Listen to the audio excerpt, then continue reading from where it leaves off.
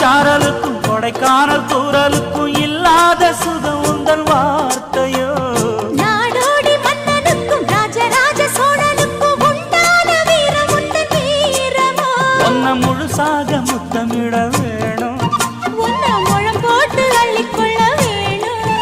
என் குல வாழைய இலை போடவா ஏதின்னும் தாமதம். அடி மீனா பொண்ணு மீனா பொண்ணு